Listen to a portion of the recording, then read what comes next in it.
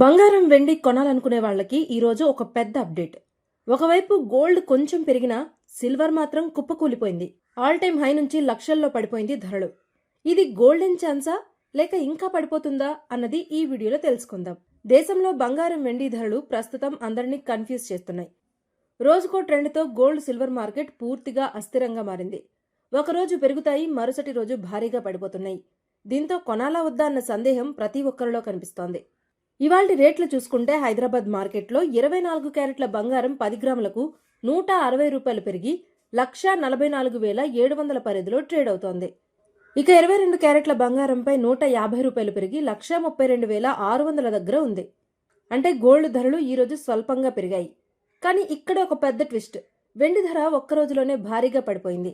Kilo వెండి ధర ₹15,000 తగ్గి ₹2,45,000కు చేరింది. తులం వెండి సుమారు ₹2,450 వద్ద కొనసాగుతోంది. ఇది నిజంగా సిల్వర్ మార్కెట్లో పెద్ద షాక్ అనే చెప్పుకోవచ్చు. జనవరి 29న బంగారం ధరలు ఆల్ టైమ్ హైకి చేరాయి. 24 క్యారెట్ల గోల్డ్ 1,78,000కు పైగా ఉండేది. ఇప్పుడు 1,40,000 పరిధిలో ఉంది. అంటే 30,000 కంటే ఎక్కువ తగ్గింది. వెండి పరిస్థితి ఇంకా గందరగోళంగా ఉంది. జనవరిలో కిలో వెండి ధర 4,25,000 వరకు వెళ్ళింది. ఇప్పుడు 2,45,000 వద్ద ఉంది. అంటే దాదాపు 1,80,000కు పైగా పతనమైంది. ఇది ఇటీవల కాలంలోనే పెద్ద తగ్గుదలగా చెప్పొచ్చు. ఇప్పుడు గోల్డ్ కొనడం సరైన సమయమా లేక ఇంకా పడిపోతుందని అనుకుంటున్నారా? కామెంట్స్లో మీ అభిప్రాయం చెప్పండి. మరిన్ని గోల్డ్ రేట్స్ అప్డేట్స్ కోసం ఏషియానెట్ తెలుగు ఛానల్ని సబ్స్క్రైబ్ చేసుకోండి.